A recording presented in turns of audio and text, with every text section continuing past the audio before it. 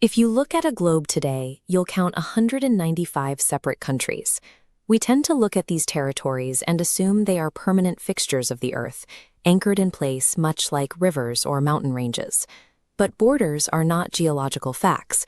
They are entirely human inventions, fragile agreements held together by politics, habit, and sometimes force. If you rewind history, the map we accept as absolute reality begins to fracture.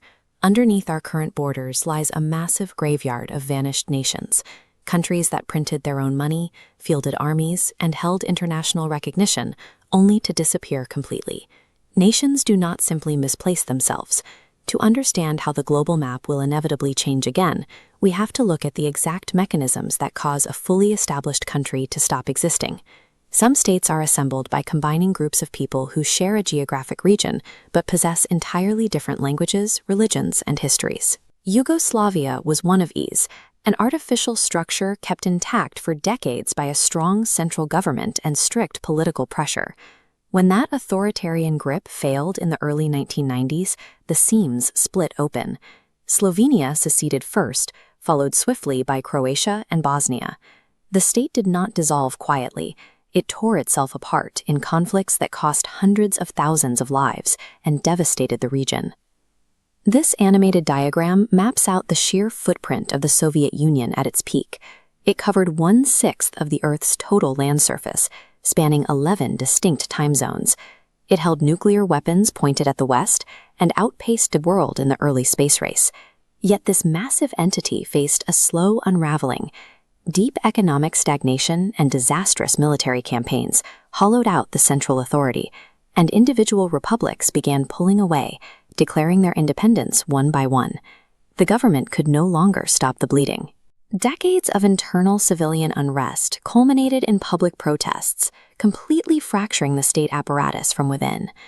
On December 25, 1991, Mikhail Gorbachev formally resigned. The Soviet flag was lowered over the Kremlin for the last time, and almost overnight, 15 new countries appeared on the world map.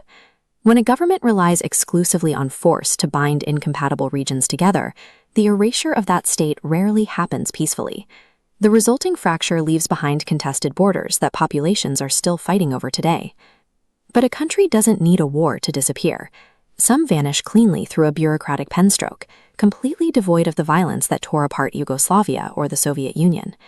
In 1992, the leaders of the Czech and Slovak regions held a meeting. Behind closed doors, they agreed to separate their halves of Czechoslovakia into two independent nations. No referendums were held. On January 1, 1993, the nation quietly split in an event so orderly, historians call it the Velvet Divorce. The oddity of this separation is that polling at the time showed the actual population preferred to stay together. The public had little say in the matter. The political class made the decision, and the country was simply erased from the map. We see the exact opposite bureaucratic maneuver in East Africa. In 1964, the massive mainland territory of Tanganyika and the tiny island nation of Zanzibar signed an agreement to merge into a single stitched-together entity, Tanzania. On paper, this was a perfectly peaceful political union. On the ground, it followed a massive, bloody revolution. Zanzibar's Arab sultan had just been overthrown by a rebel group in a matter of hours, leaving up to 20,000 dead.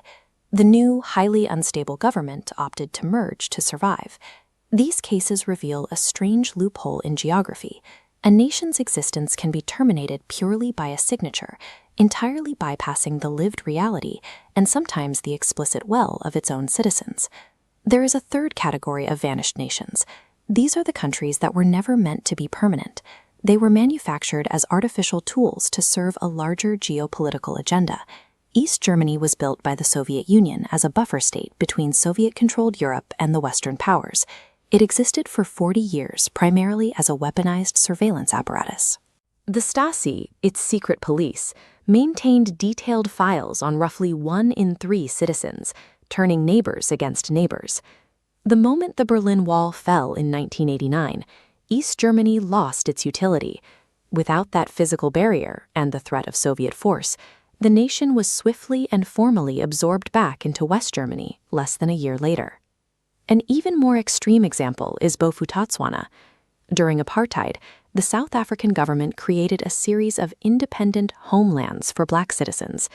In reality, this was a bureaucratic trick to strip millions of people of their South African citizenship by confining them to economically isolated patches of land. No country outside of South Africa recognized it as legitimate, and when apartheid fell in 1994, bringing South Africa's first democratic elections, Bophuthatswana evaporated almost overnight. Its president tried to resist reintegration, but the territory collapsed completely within days amidst heavy unrest. States built as holding pens or geopolitical shields have no internal foundation. The precise minute they stop being useful to the powers that created them, they are erased. It is very easy to erase a border on a map. You just draw a new line. But erasing a nation from the minds of the people who lived inside it is rarely that clean. Dead countries leave ghosts. In 1950, a group of islands refused to join the newly formed nation of Indonesia. They declared themselves the Republic of South Maluku. Indonesia responded instantly with military force, crushing and absorbing the republic in less than 3 years. But a group of South Malucan soldiers were evacuated to the Netherlands, told they would remain there temporarily until the political situation resolved. It never did. Generations later, their descendants still live in the Netherlands, carrying the identity of a country that ceased to exist decades ago. Even in peaceful unifications, the scars remain. Germany formally reunited over 30 years ago, but the psychological division between the East and West persisted so deeply that Germans coined a phrase for it, Mauer in Kopf, the wall in the head. The 1950 nations currently recognized on Earth are not geological certainties. Every map you have ever looked at is a temporary agreement, and it is already out of date. Because somewhere, right now, another line is quietly being erased.